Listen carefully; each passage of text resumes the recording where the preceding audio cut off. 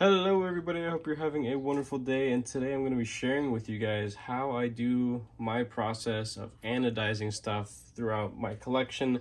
It's not something that I do as a service yet because I don't have full confidence in doing it, but I at least would like to share with you guys the kind of steps that I take so that way you can do it at home with a little bit more confidence.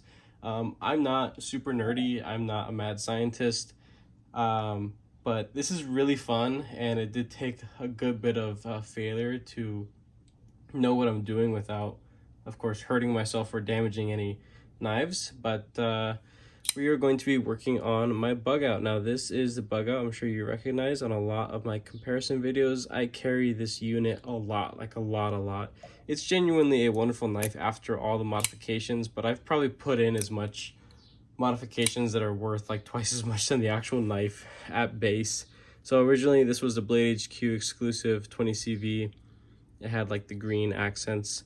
I got a stonewashed backspacer from DNA Lasering on Etsy. These are flytanium stonewash scales. I got them from Blade HQ.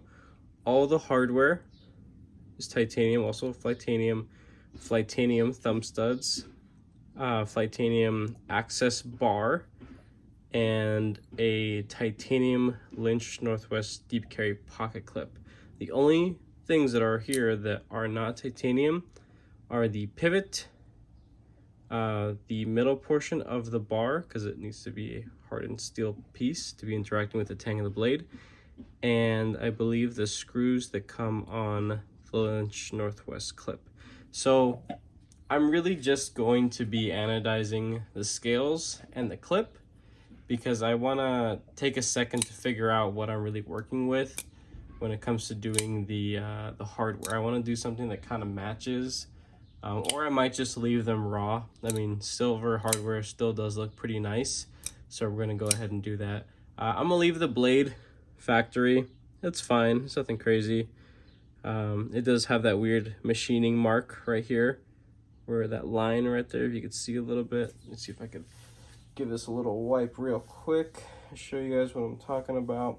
I don't know if this is a factory blemish or what. I have seen this on other people's knives from Benchmade, but it's like when they went from one belt to another, you can actually see lines going that way, but the rest from up here is beautiful and consistent. Weird, right? That's my unit, whatever, not the end of the world. But I'm gonna share with you guys right now all the stuff you're gonna need. Of course, the most important part is you're going to need a power supply. This is very inexpensive, super easy to use. It comes with connectors. You do not need to buy any extra stuff. You have a positive and negative alligator clip, and you of course get what connects to the box itself and a standard outlet plug. Like I said, this thing is pretty easy to use and very inexpensive for, you know, what the item actually is. A couple other things you are going to need, like need for sure. You're gonna need some titanium wire. The gauge doesn't really matter as long as it's something on the more rigid side. And I have a couple pieces of length that I use for hooks. You do not have to reuse them, but you can if you'd like to.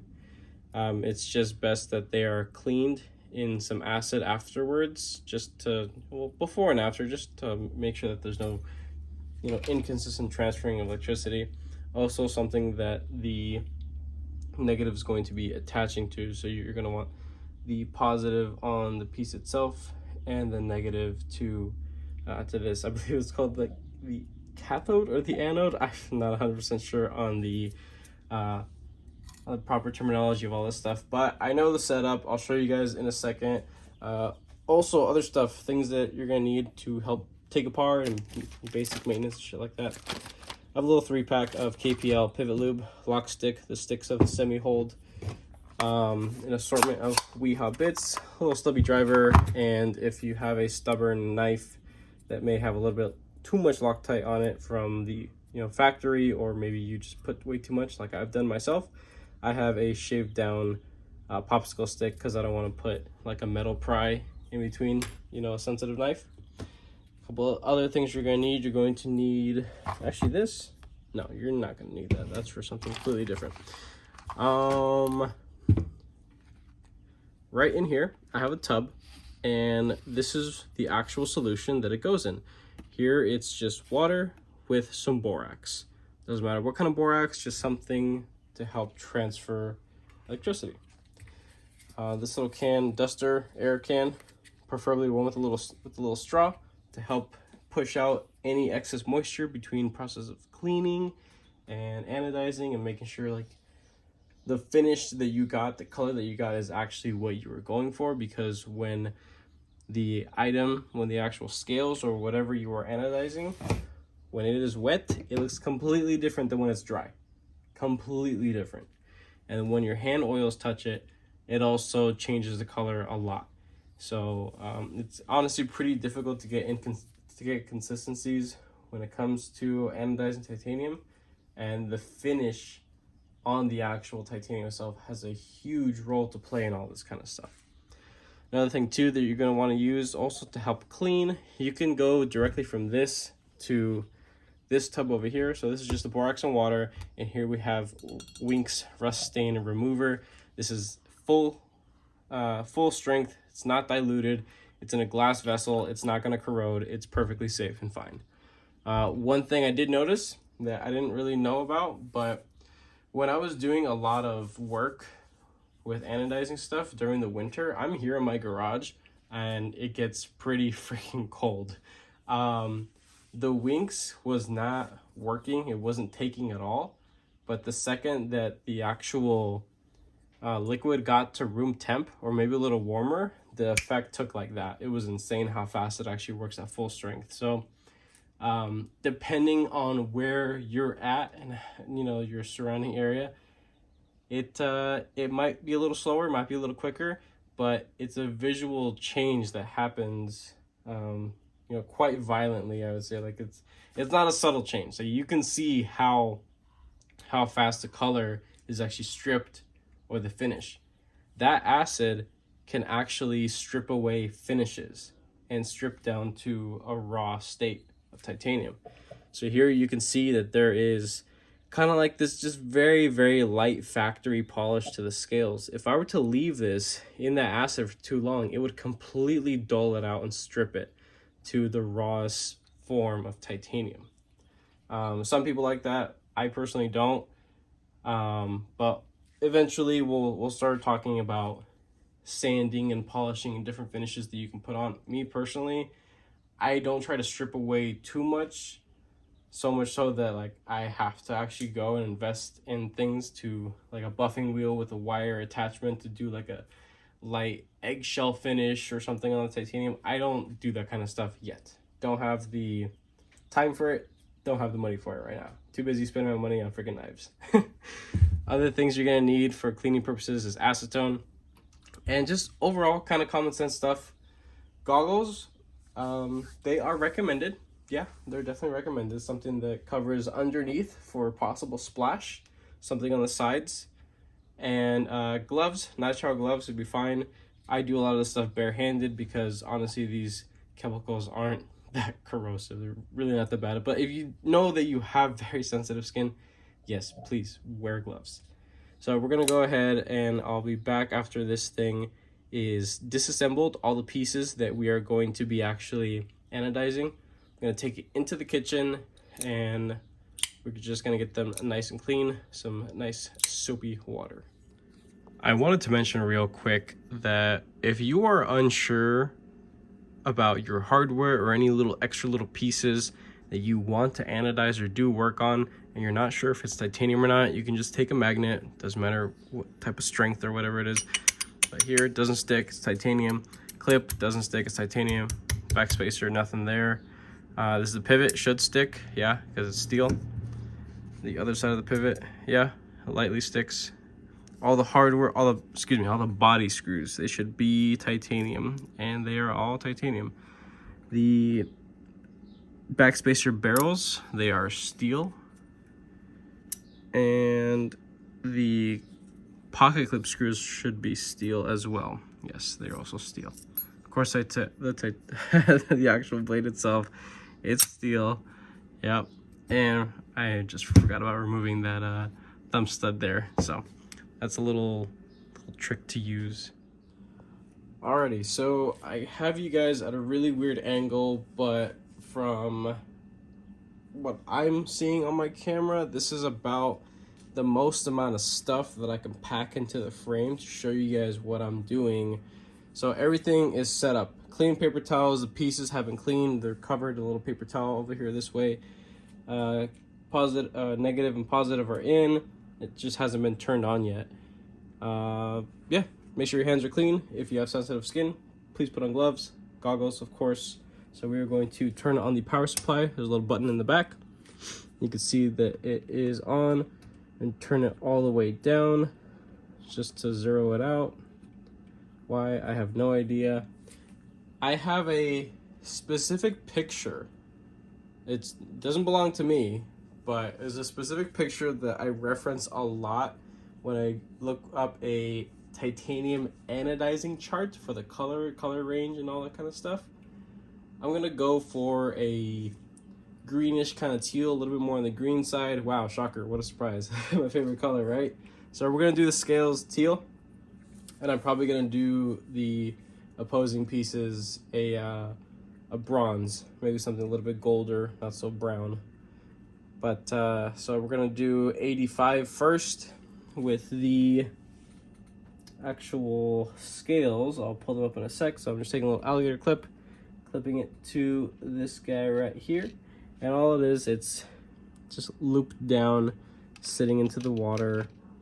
This is in the borax solution.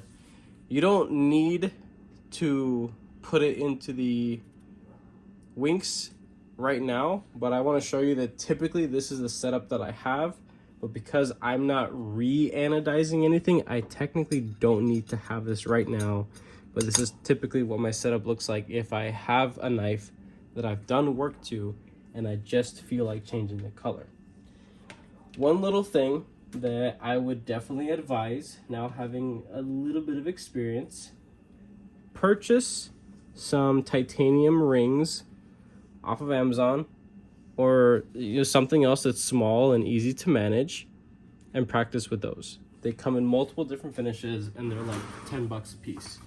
So, and you could wear them too. So I have like 3 different titanium rings and they're all different colors. Some have multiple different finishes, and it's fun. It's really fun doing this kind of stuff, but it can get a little frustrating once in a while. So we are going to set this guy already. Now the coarse and fine, I honestly don't know what that means, but I bring, so it says, I believe A is for amps, V is for volts. I bring this all the way over. So I saw a little visual demonstration, or I guess a visual interpretation of what amps and volts are, and feel more than free to educate me. Please let me know. I love learning about this kind of stuff. I'm not a know-it-all by any means, but I believe the amps is basically how free-flowing the actual the voltage is. So there's less restriction, I guess. I don't know why that has much of a part to play in it, but I just go ahead and turn both the coarse and fine all the way to the max. And then when I start turning this one, it'll show, hopefully you guys can see that the actual voltage actually starts to go up. So now there is current running, but there's nothing here. I could touch it. It's not gonna fry me at all. If I stick my hand in there, I haven't done it. I'm probably not gonna do that. Not a good idea. Doesn't sound like a good idea. But we're gonna go to 85. This power supply specifically goes up to 100, I believe. And these little dials are very sensitive. Like, it's hard to get it exactly where you want it to go. And this isn't something that you can, but this isn't something that you typically want to, let's say you're trying to achieve a color and you stop at multiple points up to the color that you want to achieve. So I'm reaching for a greenish teal, right? I don't want to go to 20 volts and stop and then resubmerge and do it again. I have found, that's just me, but I have found that color takes completely different when I do that versus doing it all in one shot. Don't fuck with it. Don't mess with it. Once it's submerged, leave it in there until everything evens out and the meter stops fluctuating. And you'll see what I mean in just a sec. So taking this little piece of tie wire, and let's do one of the scales. Again, my hands are clean, but hand oils and stuff like that can definitely kind of mess with the finish on more sensitive finish knives. So it doesn't have to be a tip, not too close. You want to make sure that this piece does not touch that in there, because it will arc and it will leave a kind of like a fused portion on the actual titanium. It looks really bad. I did it one time. Thankfully, it wasn't bad enough. I was able to sand it off. So we can go ahead and hopefully you guys can see some of the color change. I know the water's a little murky, but we're just going to go ahead and fully submerge and leave it in there till the numbers stop fluctuating. You'll see some sparks. Don't worry, not a big deal. See the crazy color changes all over the place. A lot of bubbles happening. You can see the numbers just going crazy over there. Do one piece at a time. Do not do multiple pieces at a time, because as the pieces touch each other, they create larger sparks and then can cause actual visual and almost permanent damage to your pieces that you're working on. So this could take 30 seconds, maybe a little bit less, but eventually it starts to slow down. But once you stop seeing the reaction, it's usually pretty safe to pull it out. I might even need to add a little bit of water into this vessel because I think the scales might be a little too tall and some of the liquid has just either spilled out or evaporated. The color looks purple to me, but when I pull it out and I shoot it with some air, you'll see the dramatic color change. Let me get some water. Just bottled water, you don't have to use anything crazy.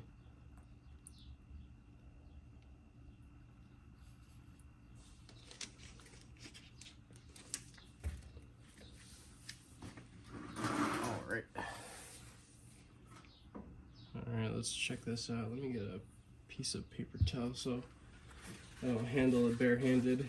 I go through a lot of paper towels. I get the cheap stuff. Alright, so we did not get the color that we were going for, but that's because of the finish. Did we still get something beautiful? Oh yeah, absolutely, that's beautiful. But let's shoot it with some air. I'll show you guys this. So this is kind of like a purplish blue. And you go to dry it off.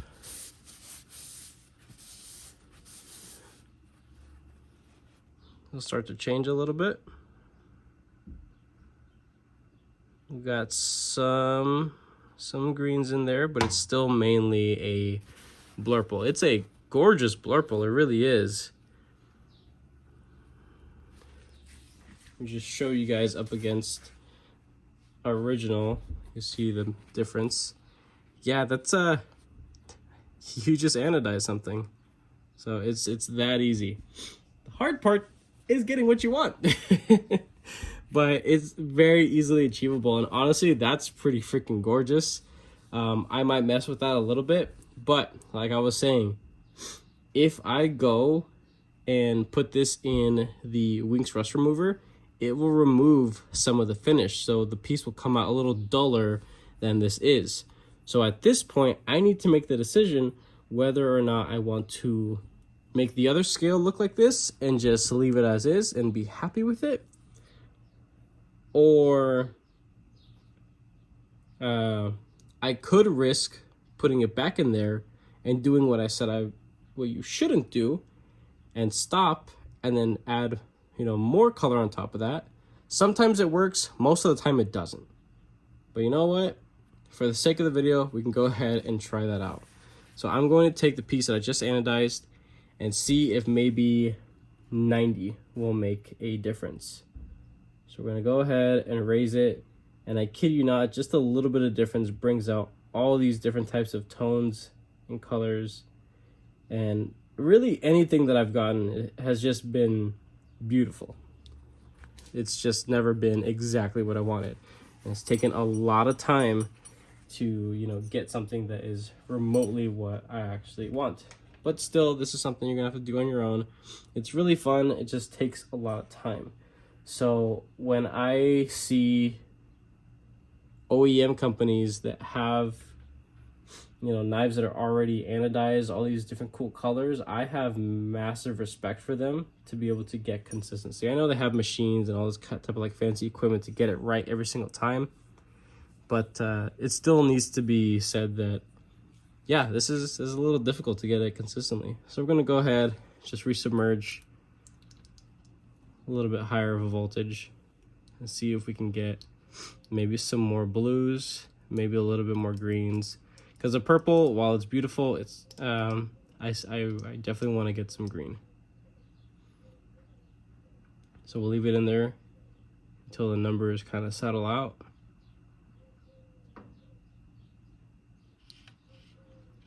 That's about it.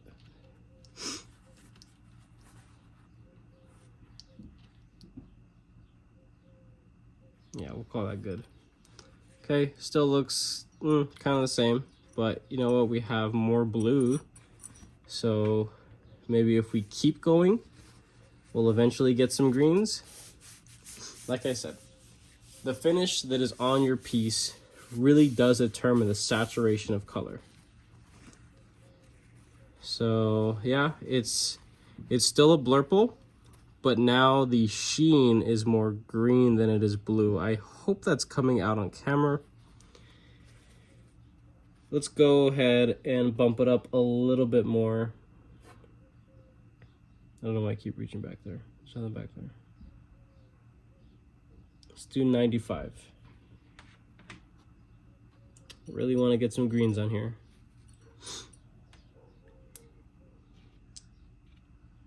I'm almost maxed out, so I'm just kind of curious why, you know, it's not taking the proper color. I really wish I had this all dialed down so I could show you guys, like, this is how you achieve this color. But in all reality, for me doing this just as a hobbyist, it's fun, yeah, but again, it could get a little frustrating trying to get the color that, you know, you set out to get. I think we got some greens in there now, finally.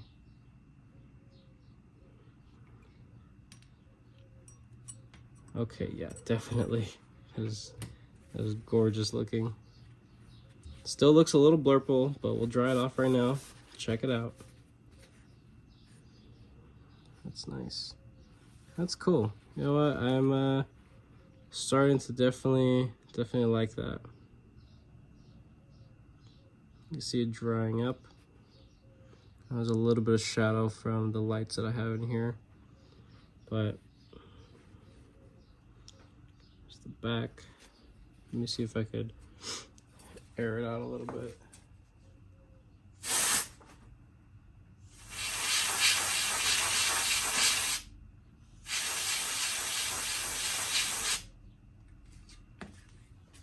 Okay.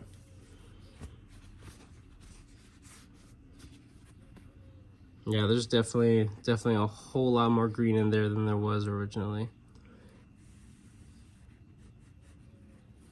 For sure. You know what? I'm cool with that. That's a beautiful color. We're gonna go ahead and I gotta sneeze. Oh, jeez. Okay, we're gonna take our other piece. Fingers crossed it comes out the same saturation and tone as that one, because sometimes it doesn't, and this is what I mean. Hopefully it works out. I really hope it does, because it's really annoying when it doesn't.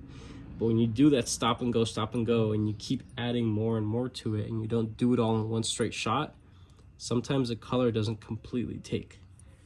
even though it's the same voltage. So fingers crossed.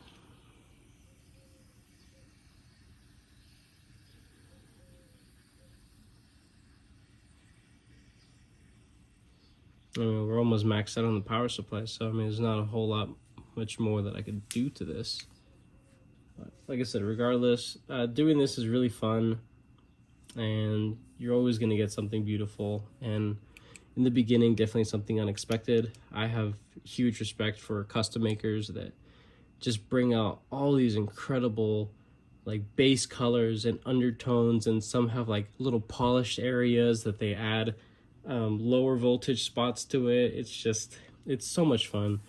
You know, your limitation to what you can do with anodization is really your own imagination, which is, you know, it's incredible. You can do a lot of wonderful stuff with this. So it's almost there. Like I said, keep it away from the piece over there so no arcing happens. Leave it in there till all the numbers settle out. If anybody is asking themselves, hey, do you have some still solid pieces of borax in there? Yeah, I do. I actually put a shit ton of borax inside my actual vessel. But the titanium piece touching the solid borax doesn't leave any funky spots. That's just my experience. I've had it like this whole time. I haven't changed out this vessel or replaced it. I've done, I don't know, like 50 different jobs at this point. All right, I think we got it. I think that's it. That's freaking gorgeous. Oh, what we got going on here? Got some green at the bottom. You see that? That's weird.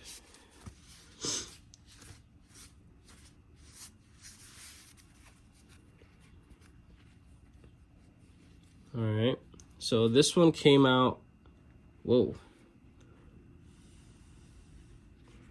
This one definitely came out a lot greener than the first scale that we worked on. See if I could hold them up at proper angle. But one has way more of a sheen of green to it. This has way more green, this has more blue. You could even see here at the bottom, that's clearly green and that's clearly blue, but they were anodized at the same. This is what happens when you do stop and go, stop and go. So now I can actually take this opportunity and show you guys what the acid does. I just have to go and wipe everything off with acetone now, because now I need to basically start over. This is the frustrating part. Alrighty, so after cleaning with acetone and letting them dry completely, and again, make sure you let the acetone dry completely, because if you don't and you submerge it into the Winx rust remover, the acetone will actually act as a little barrier and leave a weird mark on the titanium, and it is almost permanent. You're gonna have to remove a lot of surface material to get past that. So again, make sure it's dried completely. While it was drying, I actually went ahead and anodized the clip, back spacer, and I ended up doing the stud too. I did a bronze. It's all quite consistent, as you can see the color. Got nice and gold. You can see the different finishes. Of course, this is a much higher polished stone wash. This is a lesser polished stone wash, and this is a high polished stone wash, or just high polished satin, whatever, stud. Again, same voltage, slightly bit of variation in the results, but I'm happy with those, so I don't have to mess with them anymore. After we get this done, we go ahead, reassemble, and that's probably going to be it for the video, because it's getting a little bit long. So we're gonna go ahead. At this point with the acid, we can do two at the same time, so you make sure not to leave one in longer than the other. End up removing more material from the other one than, you know, its partner. Let's open up that hook a little bit more. I don't want them like on top of each other. I want them next to each other. There we go. Just like that. Nothing crazy. Stop. Okay. So we're gonna go in the acid, and it's going to start bubbling, like a lot, eventually. Takes a second, but you can see it's already happening. If you have a knife that has screws within the scales, this is something you're gonna wanna be very careful with because it will eat away at those threads. So it can get a little sketchy. But while it's in there, from what I can see, it's already kind of reverting back to the previous colors. Because what anodization does, it's actually adding on atom thick layers of color. So the acid's supposed to strip that. And any day now, it's supposed to happen. All right, I'll show you guys once this thing is near or already done being stripped. All right, you guys don't get to see the 30 minutes that I took fucking these scales up and then having to go inside and put a light polish on them to bring back some life to them, because after putting them into the Winx rust remover, it removes so much of the original factory finish. They just kind of went to shit and didn't take color evenly. So I used some wet sand, 2000 grit. I didn't go up to 3000 because I want to keep these a little bit more on the not so polished side, but yeah. So they're all nice and shiny again. They just don't have that full stone washed flytanium finish. But we're ready to go. We'll do a one at a time. Like an idiot, I absolutely just messed up. And again, you guys won't get to see this, but I ended up just dunking them both to anodize at the same time. I don't know why I just went ahead and did that like an absolute fool. But we're gonna go ahead and just take it one at a time. It's at 81 right now. Hopefully this is it. I'm cool with whatever comes out at this point.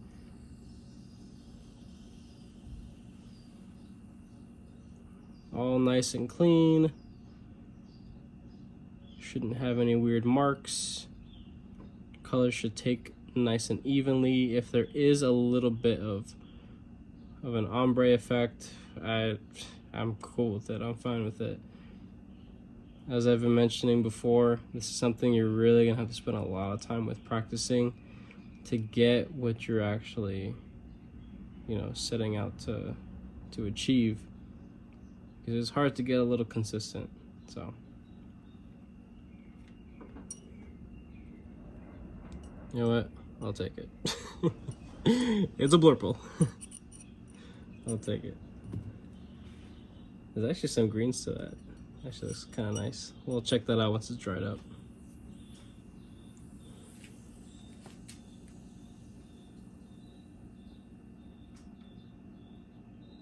Let's give it a sec. You can see the numbers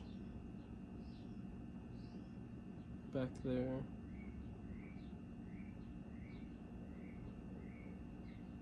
Just wait for them to settle out.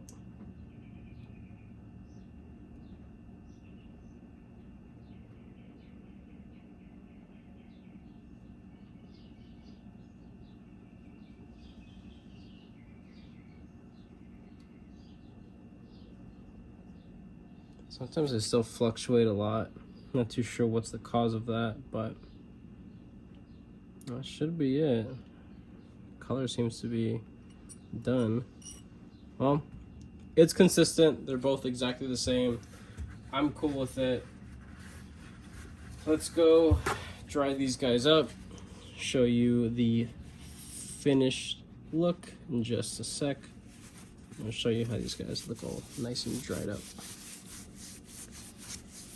I think it'd be a nice contrast with the with the bronze hardware. Wow. Those are bright. Those are very bright. I like it. Those are cool. The more polished portion has a lot of purple in it, so that's cool. But the main surface area, the main tones, are a lot of blues and some greens in there. So you know what? I'm definitely happy with this. So yeah, I'm gonna call that good. So that's pretty much it. I'm gonna go ahead and spend the next 3 days reassembling Axis lock style knife, and I'll show you guys in a sec what it looks like, the finished product. Alrighty, so this is the finished product right here. You can see the bronze accents right there. I've decided that this is it for the video, but I'm actually gonna go ahead and either torch and color match the steel pieces and then anodize the body screws that I know for sure are titanium. I'm just gonna do bronze just to get it all matched together. The anodization on the main scales, it's probably gonna stay the same. I do definitely like the high contrast between the two.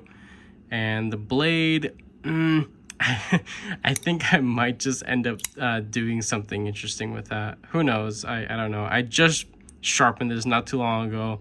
So if I do anything to the actual blade itself, I'm gonna have to go and resharpen it, which it's not bad at all.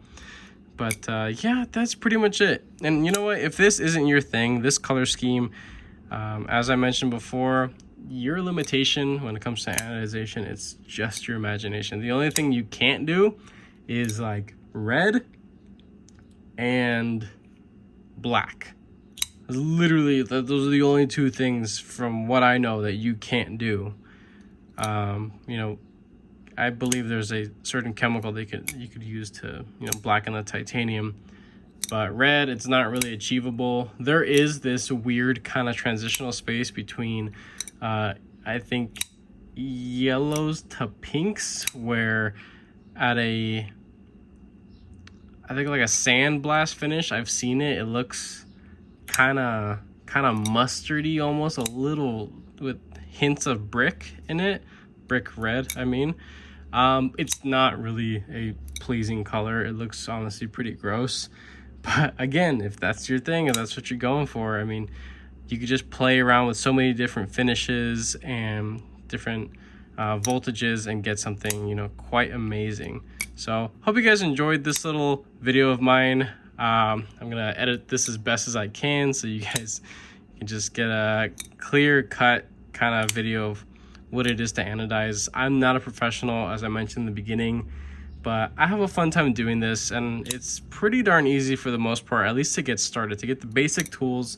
I'll be linking down everything that I could think of that I'm like able to, stuff that's like the bare basic stuff that you need just to get started, because it's really fun. You guys gotta try this out. It's super cool. So with that being said, have a wonderful rest of your day.